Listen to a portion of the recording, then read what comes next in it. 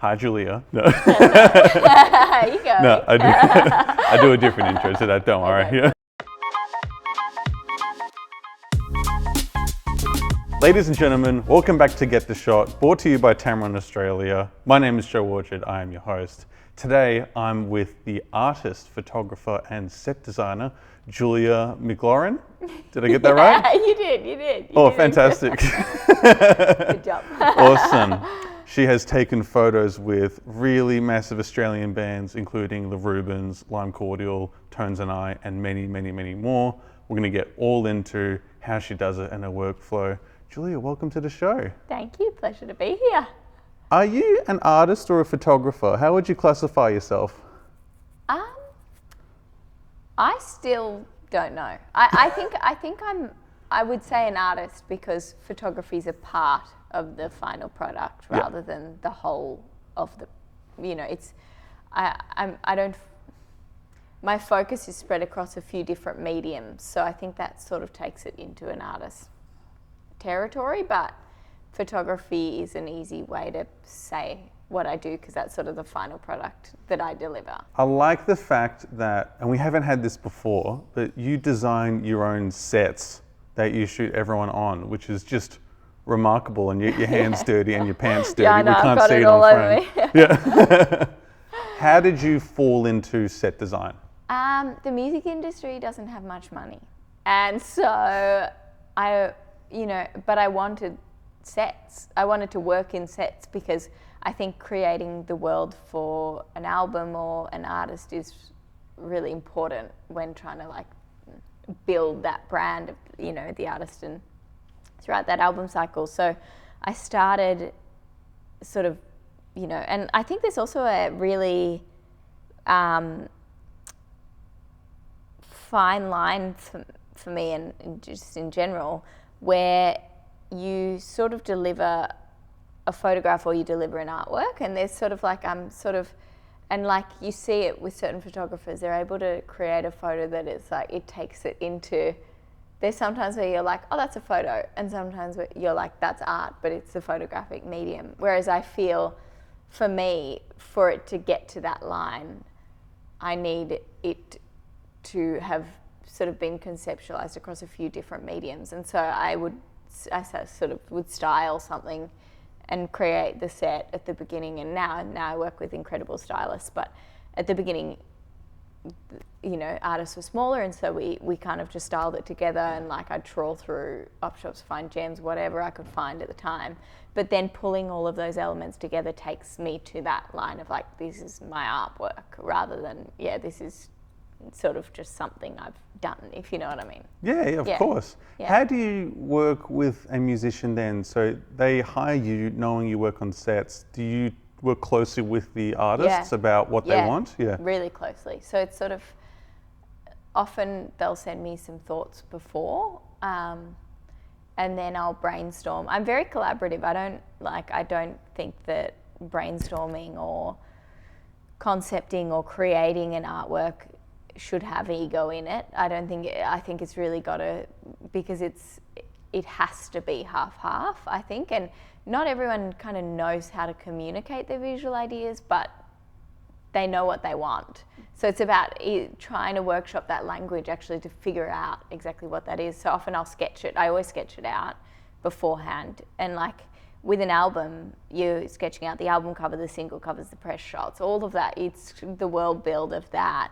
And so it's working with the musician in that way to kind of say it's not just being I'll make this set and you can stand in it. It's very much what is every lyric of this album? What are the objects in this album? Let's Do you go that deep? Oh, yeah, absolutely. And also what were all the lyrics of your other albums? Because then we can actually look through and how things develop. What could we carry through little objects that you had in your last campaign and bring it through to the next, so that you bring your audience kind of along for the ride, or all that kind of stuff. So it's very collaborative and very much about okay, well, the set. Also, music has a sound, a visual music sound. Music has a sound. Yeah, it's so dumb. Music has a sound that is the visual. You listen to it, and certain music you go that's got a twang that's that. That's the visual. You can hear it. Once you sort of bridge that language, I think as well, especially in music. I know in lots of, photography across lots of different things, there's different ways to bridge that. But on first listen, you can always tell, I think, what the artist wants to say visually, because music is visual in the head, but it's visual, I think. Yeah. A good example of this, Lime Cordiale, I saw them at the Sydney Mime Music Bowl. Teenage Dads opened for them. They were really good too. Cool. And they always wear these like retro style flashy colours and the platforms, but it's exactly how I thought of them whilst listening to the music. So super interesting. Exactly. And I think sometimes artists say no to that. I think sometimes the style of say Lewis Capaldi, when he sings, you look at him and you go that voice, wearing a t-shirt and casual pants sort of doesn't match this voice that I'm hearing, and that makes it really cool. Or DMAs do that as well. Their lyrics are really sensitive, but then they look kind of tough. Or there's the artists that I think sometimes representing music visually to be true to the sound is really important, but also sometimes it's about putting a bit of a disconnect there to give people a whole lot of kind of imagination in the middle, I guess. Yeah. So what does a day on set look like for you? Do you have multiple sets running at once, or? Depends. Sometimes if we're shooting across a few days, I'll set and then set and then set, or you changeovers. Sometimes if it's a really quick set, there's a few happening at the or one is sort of prepped as a mold to kind of jump in the minute, it's an easy pull down and pack up, or one can be put in front of the other, or things like that. It's always a bit chaotic, but there's sort of on a good day, there's 3 setups kind of thing, which vary I always vary the complexity of the set. I have my key set, with the Crowded House, the Rolling Stone one, we had the key set, which was my partner and I went through all of their songs and wrote out all the lyrics in the set, which took a while. But the cover shot wasn't going to be as complex. The cover shot was it was painted, but we really needed them to be sitting on a white plinth on white floor and white background. So we were able to kind of say here's the complex set. Here's the simple set. You can never do too many complex ones in a day, or that's, it'll send you crazy.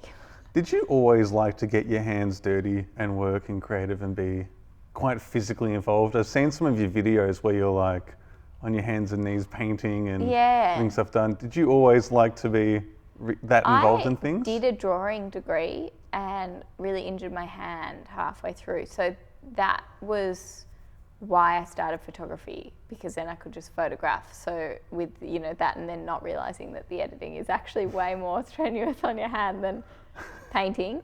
But I think I get a lot of joy from being across the different parts. I think it's fascinating in photography because I speak to some people and their joy is especially landscape photographers fascinate me, because their joy is sitting and the observation, and whatever you're photographing, you feel the kind of shifts and whatever, that kind of thing. And some photographers like to sit in that sort of almost meditative state to find the moment to photograph that landscape, and that requires a kind of a peace to it. Whereas I'm not very peaceful. I think I'm very chaotic in the approach, which is go for I have a lot of energy, and when it can be directed right, it works. But I can't just see one thing and be here's all my energy. It's my energy is this, so I need to be able to be how do you manage your energy then when you've got so many ideas and it's going everywhere? It's not that I have so many ideas, I just have one idea. Yeah.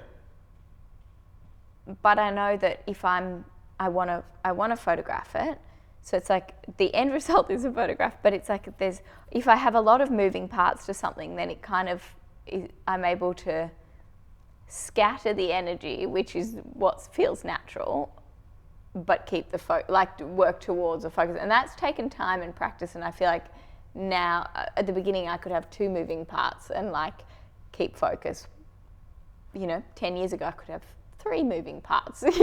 5 years ago, 7 moving parts. Now there's sort of like 15, 20 moving parts. So you can kind of just all, especially with pieces with like with Cat Empire, we photographed while they were recording. So that was in a recording studio. So you also had to be very quiet and in a lot of parts of it, in the setup and all of that. But I knew I wanted to create a piece that I'd kind of sketched out. But because of the nature of everyone being around, each person had to be photographed separately, but towards a piece. So that had sort of like 30 moving parts to it that you kind of had to jump in and move it. And like you create the set and you move the plants, and like each part you bring in the butterflies, and like all of these things kind of come together. But yeah, it's about, I guess, the energy. I find it helpful when there's lots of energy. If I've got energy going in every direction, then nothing gets done. But when it's all, but it needs to be across other mediums because I tire out too quickly on one. I need to be able to jump, I think. Are you good at identifying when you're tiring out on something? Yeah. Yeah? How did you build that? Because I used to burn out so hard. Yeah. Also, I think I learned that quite early on because you can have a lot of energy and belief and juice in a project, but I think sometimes when you have to do only one thing to complete it, you get a lot more roadblocks, and literally if you have detours around it, like, so you sort of go like, like if I've been editing, I have a baby now, so I keep my editing hours. Congratulations. A lot more, thanks. A lot more, within reason and healthy, and like I want to spend time with her and have some balance now. But back in the day, it was like I'd go till like 3:30 in the morning. So one day I'd go from like 8 in the morning till 3:30 in the morning on the edits, and like have dinner break, lunch break, and that went on for like 10 years, honestly. Jesus. Which was like a lot. I did burn out once, but that was very much if I've got an editing day that goes for that long, physically you feel drained. Whereas if you can say, I'm going to edit and then I'm going to have a break, I'm going to, even just a mind break to be like, okay, I'm off the edits, I'm going to go online marketplace, find some set stuff for the set. I'm going to then go to the studio, I'm going to do a quick paint, and then I'm going to come back, more editing or more concepting. So you kind of, you're working to these projects, and you can have a few running at the same time, but it's not just this one thing that like you will come up against a roadblock if it's you're on the one train, I think. Yeah. Insane. 19 hours straight. That was like, I can't count, but like if that's what it is. That used to be really like, because in music it's just, you kind of have to do twice the stuff to have. How so with twice the stuff? Budgets are small, and also there's a lot of stuff in music that I'm very driven by music, and also some budgets are bigger, which is good, and like there are commercial things which are obviously a lot bigger budgets, but I think I really believe in music, so I wanted to do it, and I just sort of thought, I remember I was about 23, and I was just like, if I just put my head down for the next 10 years and like just be a motor, like don't look up, like don't look up to be like, oh, this is hard, or like don't look up to be like, oh, I'm tired. Like I was like, just like I believe in it, and I have the time. I don't have a family. I had, at the time I didn't even have a partner, and I was like, this is something I'm really passionate about, and it's really fueling me. So just like put your head down and go, Right. Yeah. By the way, to everyone listening at home, everyone's tired. Being tired isn't an excuse. Everyone's tired. Yeah. Everyone's tired. That's one thing I've learned. Everyone's tired, everyone's busy, and everyone's as busy as each other because it's everyone's max. You go like, whilst my hour, like I've got a lot of energy to burn, and like I can't burn it unless I'm literally burning it. Like I can't. Otherwise, I sort of feel more busy in my head. I guess. Yeah. Is there a shoot that has stuck with you for one reason or another?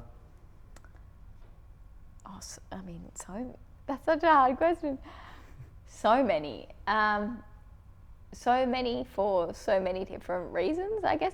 You know what? The one that really stuck with me was, I remember the week before my wedding, I was like to my partner, like, yep, like because we made these huge sets for our wedding. My partner and I collaborate a lot. He's phenomenal. We made these huge sets for our wedding, and I was like, we're going to need 3 weeks to actually do it because we're going to make these, paint these big light fittings and all this. So I blocked out the studio for 3 weeks, and I was like, it'll probably take that amount of time. Among doing all the other, and I painted my wedding dress as well, so among all of that. And then I remember at the 3-week mark, I was like, to my friend, I was like, truly these words, exactly. I was like, the only thing I would do now, like the only thing that I would take on is if the Rubens were on the Rolling Stone, cover of Rolling Stone, because my partner's, who I was about to marry, and his family, who is my family, are in the Rubens. So I remember being like, that is the only thing that I would do it for. And then literally I started setting up the studio to start prepping for the wedding. And then the next day I got a call from Katie at Rolling Stone, and she was like, hey, I've got one for you. You're going to love it. Oh my goodness. And I was like, I actually can't. I was like, what is it? And she's like, you're going to really love it. And I was like, what is it? And she's like, it's the Rubens. I was like, incredible. That's amazing. Shit. And so I just remember being like, we had to get the concept and all the styling and all of this over the line within a week and a half, because it was super tight turnaround. And like, it was just one of those ones that I was like, also the pressure had never been that high because they're my family. Like, so I was like, Rolling Stone covers are such a feel like such a moment, and they're so special. And I remember everyone feeling like, okay, this is cool. Was it pressure from it being Rolling Stones, or pressure from it family, or sort of all combined? All combined. And I think I'd had the Rolling Stone pressure before, and I'd had family pressure before. They weren't putting pressure on me. I was putting pressure on me because I'm like, if I screw this up, this is you guys. This is your shoot for the cover. Like, I've screwed it up, this is your moment that I ruined. So I was really but also then the wedding, and also I bought a wedding dress secondhand so I could paint it all, and that was 2 sizes too small, so I was living off soup, and I was like, this is a lot. So that was, that probably, if I had to pick one, and it was amazing, and the day was amazing, but also we filled the studio with sand, which obviously is hard to I'm guessing there's still sand in the studio somewhere. And I worked with Sharnabelle, who's this amazing set designer as well, and we collaborated on that one, and she was painting, and I just was so grateful for her, and my cousin, we were all kind of in this in this world together, but I was like, this is high. I don't feel stress often, and I felt stress then, which is why I definitely remember that one. Amazing. But it was amazing, and it was a great shoot, and the boys were they're I do find it incredible, interesting how when we reflect on our projects, even though the high stress ones, sometimes I was miserable editing some things, but I actually still really like the final product. And so I've got this really interesting relationship sometimes where I'm like, I don't want to be in where my head was during that project. I don't want to be like that. But I love where that project ended up. That was fantastic. That's a really interesting one that I don't think about. I actually haven't ever really thought about till you just said that. I was very good at saying yes to things, not entirely knowing how I was going to do it, and then doing it, and then Googling how to do various transitions, or But I'm pretty sure that's what everyone does. I think everyone does. I'm pretty sure the top people in business in whatever bank of the world are also probably Googling stuff in the bathroom. I really think, and you're not good at your job if you're not. If you think you know it, you're not good. If you're still I don't know this stuff, then you're doing well, then you're challenged, and you're obviously and you're learning, and so it's a good thing. Glad to hear it. Thank you. Well done. Compositions. I find it really interesting in your work, and especially your editing. You've got a self-portrait where you're sitting on top of a hats, and you compile many elements and things together. When did you start doing that type of work? Composition's super interesting to me still. Yeah. Because I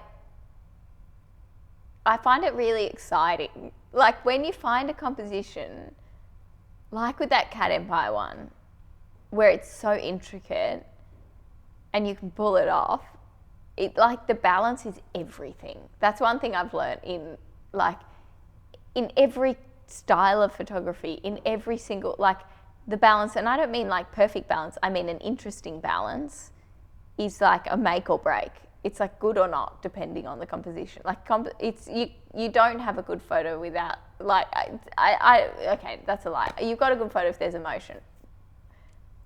But like composition is the next thing. Like, you know, like it's so, and I love going through, I look at like old paintings a lot for that. I don't know why, I think I look at old photos for emotions captured or for kind of seeing the time because they show so much, you know. Whereas I find I look at paintings for the composition and how they managed it, because that is really, when you see a composition that you're like, I never thought about doing something like that. Like I really love, there was that exhibition at NGV that was women photographers, and it was really amazing.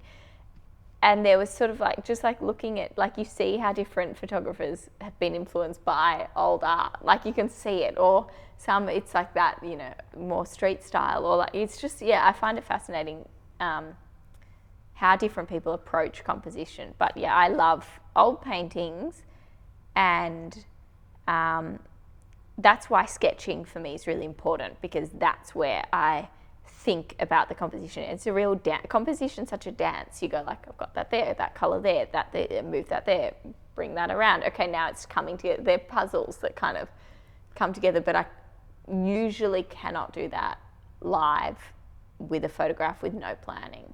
Yeah. So do you have, how much of an idea of your final composition do you have at the start of a project versus the whole idea?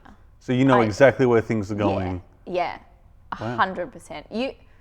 Yes, I always leave room for magic, but I know what the composition's going to be and where everything will be. Yeah, for sure. Wow. Okay. Yeah, and that gives me the confidence to play and get the emotion and do all of that, because I'm not worrying about the composition. Yep. Okay. Yeah. Is there something photography related that you've wanted to try and shoot? You mentioned earlier you're interested in other people doing landscapes. Have you ever thought of doing landscapes yourself? I don't have the eyes for landscape. I reckon you do. Nah.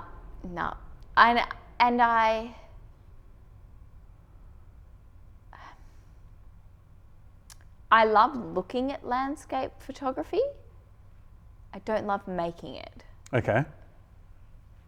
I am an extrovert. I like people. I need people. Because when I do things, I have shot products before and I have shot landscapes before, and I get quite depressed doing it because I have no feedback, and I sort of it's this process of sort of sitting there and kind of, I don't know, it's not that the landscape doesn't feedback, because it does in a very powerful way, but it's not my way to relate, and I find that I feel very aimless when I do it. Have you seen the movie The Secret Life of Walter Mitty?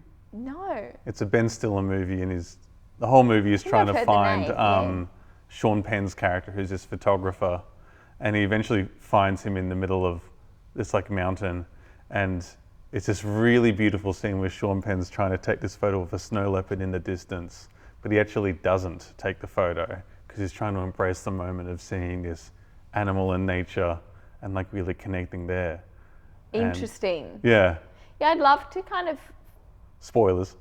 Spoiler. I'd love to have a really in-depth conversation with a landscape photographer to hear about what they get and the kick that they get, because I find it's a real, I guess music is that kick for me. Like I hear it, or like working around it, I just get that the bit of magic that you go like, yes, this has my brain lit up. Whereas they obviously get that from a landscape, and I'd love to know what those elements are, because I'd love to see them, you know. But then again, you've taken photos on album covers and on magazines. I'm sure there's heaps of photographers who are like, that energy must be tough, the pressure must be high, and all that sort of stuff. So I Yeah. think the perspective's really interesting I there. think your personality plays a lot. Like I think for photographers, personality really plays into how what you can get that spark from, I think.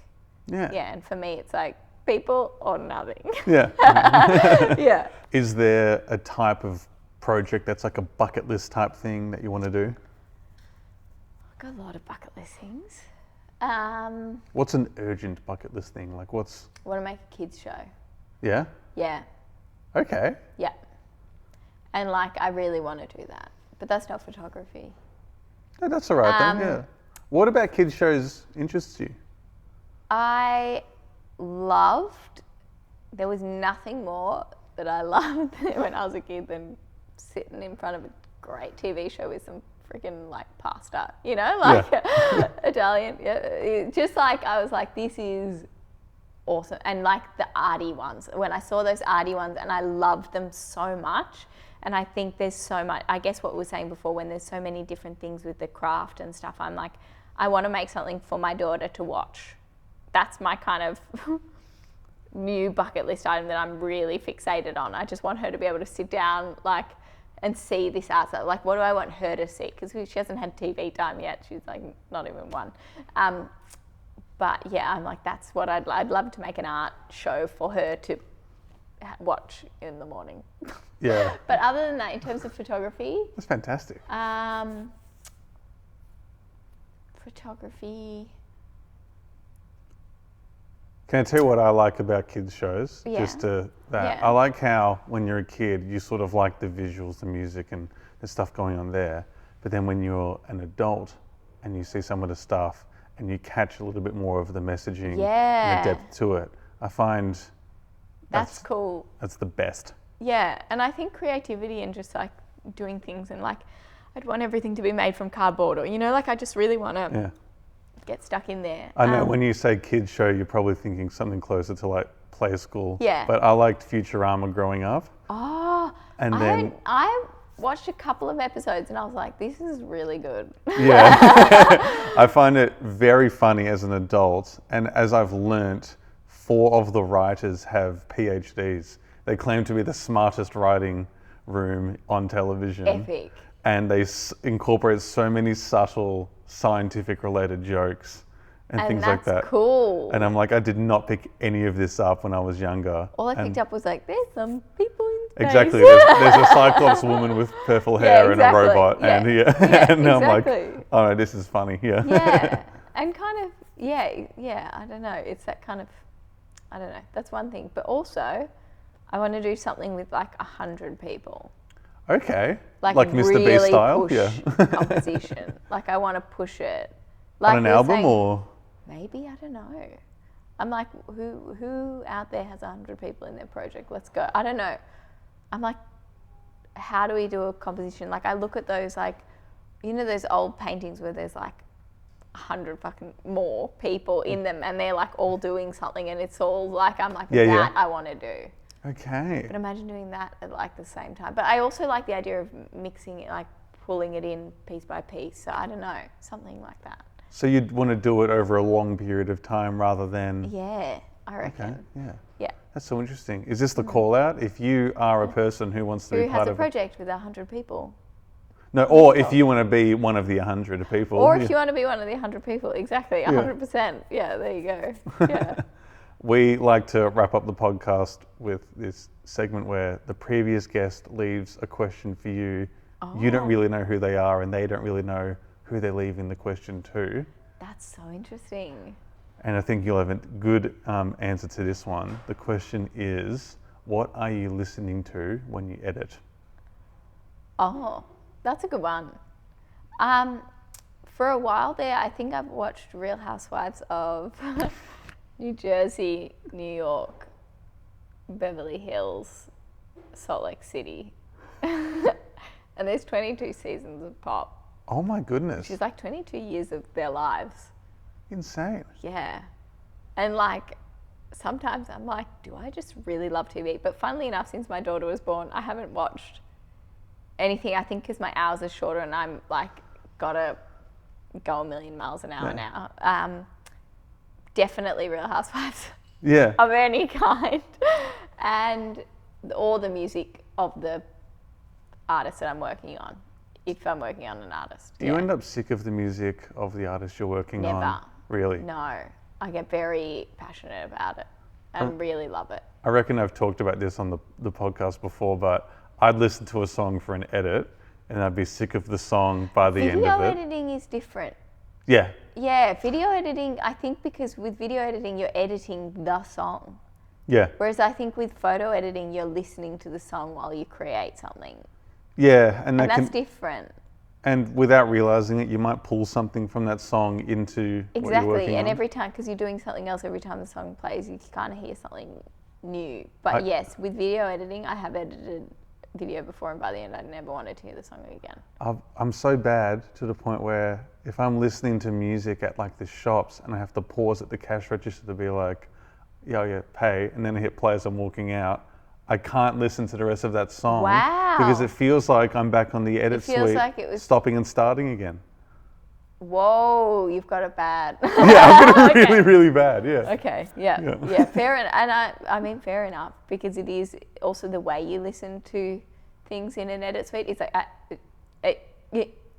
Yeah. and I was, it's hell. Yeah, no, fair enough. The most rewarding instance though was Baby No Money commented on an edit where I used one of his songs, so well done. that was pretty cool. Well done. Actually, that's a good a good feat. I've got a funny relationship with him because I was at Listen Out one year and I had a little Sony ZV-1 camera on me and I kept on yelling, take the camera, take the camera. And eventually he responded and he was like, that's a camera. And so someone walked it up and he filmed the audience on my camera. That's wild. Yeah, and then filmed himself briefly and then That's eventually cool. got back to me. And I remember telling... I'm amazed you got the camera back. Same here. Like, yeah. There ain't no world in which I'd be like, take the camera. But there are quite a few people looking around me being like, can you shut up? Like between songs, all they were hearing is, take the camera, take the camera. He was like, I'll take the damn camera. Yeah. But then when he got the camera, everyone's like, yeah. Well, it paid off, you know. Anyway, we've digressed That's great. quite a lot. That's cool. I love that. I want to see the footage. Yeah, it'll be on the pod. I'll I'll send you the Put it reel. in the show notes. Yeah. Exactly, yeah. So do I have to come up with a question for someone else then? Yeah, but you can tell me off air and we'll figure it out No, then. I want to come up with it right now. Really? Yeah.